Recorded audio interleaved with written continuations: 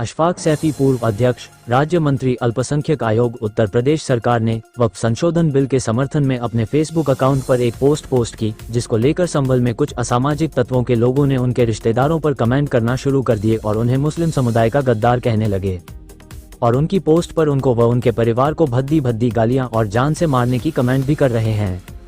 अशफाक सैफी पूर्व अध्यक्ष राज्य मंत्री ने मीडिया के सामने अपनी बात रखी। उन्होंने कहा कि वक्फ संशोधन बिल मुस्लिम समुदाय के हित के लिए है और किसी को मेरा वक्फ संशोधन बिल के समर्थन में पोस्ट डालने से आपत्ति है तो मुझसे रूबरू होकर बात करें।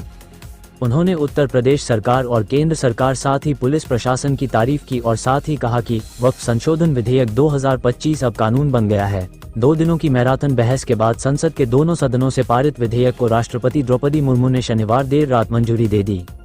वक्फ बिल 2024 संशोधन माननीय मोदी जी की सरकार द्वारा किया गया है। इसमें मैं उनको धन्यवाद देता हूं कि आखिर आज़ादी के 75 साल बाद जो मुसलमान पिछड़ा है, गरीब है, इस वक्फ की ज़मीन माने अल्लाह को दान की गई ज़मीन है और उस अल्लाह की ज़मीन का उपयोग जो है गरीब, ज़रूरतमंद, यतीम, विधवा ऐसे लोगों को काम आना चाहिए। पर अभी तक हो ऐसा नहीं रहा था। जो चंद माफिया लोग हैं जिनको वक्फ माफिया कहेंगे, उस पर वो काबिज थे और उससे होने वाली आमदनी का दुरुपयोग हो रहा था। उनका परिवार उस वक्फ की ज़मीन से होने वाली आमदनी से करोड़पति, अरबपति होता जा रहा था। जैसे देखा होगा आपने, ओवैसी जी स्वयं वक्फ की ज़मीनों पर खुद काबिज हैं और उनके अपने खुद के जो व्यापार है उस ज़मीनों के द्वारा किया जा रहा है। मैं धन्यवाद दूंगा आदरणीय मोदी जी को और इस वक्फ बिल का मैं स्वागत करता हूँ। वक्फ बिल के समर्थन में आपने एक पोस्ट भी जारी की थी, उसको लेके आपके ऊपर बयानबाजी की जा रही है संभल में भी, क्या कहेगा? 2 तारीख को, 2 अप्रैल को मैंने वक्फ के समर्थन में जो वक्फ अमेंडमेंट 2024 जो आया है उसके समर्थन में मैंने एक पोस्ट लिखी थी और धन्यवाद दिया था मोदी जी को। उससे कुछ हमारे जो समाज के लोग गुमराह कर दिए गए हैं, उनको ये डर बताया जा रहा है, उनको ये झूठ फैलाया जा रहा है, उनसे मनगढ़ंत बातें कही जा रही हैं, उनको गुमराह किया जा रहा है कि ये वक्फ बिल जो है ये मुसलमानों के लिए घातक है। ये मुसलमानों से उनकी जो ज़मीनें हैं वो छीन ली जाएंगी, उनकी दरगाहें छीन ली जाएंगी, उनकी खानगाहें छीन ली जाएंगी, उनके मस्जिदें छीन ली जाएंगी, उनके कब्रिस्तान छीन लिए जाएंगे, उनको इबादत नहीं करने दी जाएगी। इस प्रकार का झूठ जो है वो विपक्ष फैला रहा है, जिससे कुछ जो अति उत्साही मुसलमान हमारे युवा नौजवान होते हैं वो उनकी बातों में आके भड़क जाते हैं।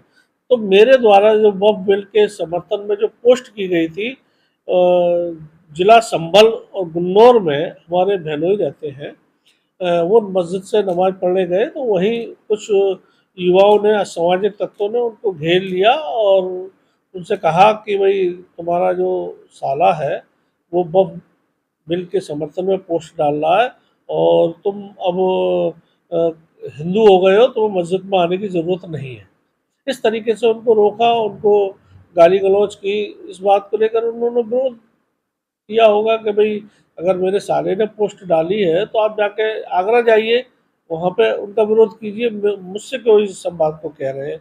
इसी को लेकर उनके साथ मारपीट की गई, जिसमें जानलेवा हमला किया गया, जिसमें पुलिस ने तत्काल मुकदमा दर्ज किया और उसमें 3 लोग गिरफ्तार किए जो जेल भेज दिए गए। इसमें आपको भी कोई धमकी या कोई मैसेज कोई आया है? हाँ, नहीं, मेरी जो फेसबुक आईडी है, उस फेसबुक आईडी पे जो मैंने वक्फ बिल संशोधन के समर्थन में अपनी पोस्ट डाली है सोशल मीडिया के माध्यम से और टीवी चैनलों के माध्यम से, अखबार में जो खबरें छपी वो मैंने अपने सोशल मीडिया पर उसको अपलोड किया है। जिसमें जो हमारे अति उत्साही कुछ भटके हुए मुस्लिम समाज के जो भाई हैं वो मुझे गालियां दे रहे हैं, धमकियां दे रहे हैं और मेरे परिवार को तबाह करने की बात कह रहे हैं। पर मैं उनको ये मानता हूँ ये गलती उनकी नहीं है, ये गलती उन मुस्लिम नेताओं की है जो झूठ फैला रहे हैं, सच सामने नहीं आने दे रहे हैं, जिसी प्रकार से पहले भी उन्होंने हमारे मुस्लिम भाइयों को, नौजवानों को भड़काने का और झूठ फैलाकर उनको गुमराह करने का काम किया सीए के नाम पर। तमाम लोग सड़कों पे उन्होंने उतार दिए, उनके हाथों में पत्थर डंडे पकड़ा दिए गए, पढ़े लिखे हमारे नौजवानों को गुमराह कर दिया, जिसका खामियाजा वो आज तक भोग रहे हैं, क्योंकि सरकारी संपत्ति को उन्होंने फूका या नुकसान पहुंचाया, जिससे उनके खिलाफ मुकदमे लिखे गए। आज भी वो बेचारे कोर्ट के चक्कर लगा रहे हैं। ऐसे में लोगों को ये कहना चाहूँगा कि भाई मेरा ये निवेदन है, मुसलमान भाइयों को मत भड़काओ, इनको मत झूठ फैलाओ। ये बेचारे गरीब हैं, ये रोज़ खाने कमाने वाले लोग हैं, इनको अच्छी शिक्षा की तरफ बढ़ाओ। आप जो मंसूबे आप लेना चाहते हो, आप सही तरीके से वोट लो। उनकी तरक्की अगर आपने 75 साल में आज़ादी के अगर आपने इन मुसलमान नौजवानों को अच्छी शिक्षा दी गई होती, इनके मोहल्लों को अगर आपने साफ सफाई और अच्छी सड़कें दी गई होती और इनकी तरक्की के लिए आपने इनको अच्छे कार्य किए होते, तो शायद मैं समझता हूँ आपको झूठ फैलाने की ज़रूरत नहीं पड़ती और ये साहब आपके साथ देते। आज आपको लग रहा है कि आपके पैरों के तले ज़मीन खिसक गई है। मुसलमान भाई हमारा समझ चुका है, जो पढ़ा लिखा है वो इनकी झूठी बातों में आने वाला नहीं है। आप पूर्व में अल्पसंख्यक आयोग के अध्यक्ष रहे हैं और मौजूदा सरकार में आप हैं वैसे, लेकिन उसके बावजूद आप इतने बड़े पद पे रहे हैं और उसके बाद आपको धमकी मिल रही है, तो आम इंसान अगर इस बिल संशोधन में समर्थन देता है मुस्लिम समुदाय के लिए, तो उनके साथ क्या होगा? नहीं, अगर मुसलमान समर्थन देगा और उसको कोई डराएगा, धमकाएगा, कोई उसके साथ घटना करेंगे, तो हमारे उत्तर प्रदेश की पुलिस चुप नहीं बैठेगी। माननीय योगी जी किसी भी कीमत पर उसको बख्शेंगे नहीं, क्योंकि देखिए हमें सबको आज़ादी है, अपनी बात कहने का अधिकार है।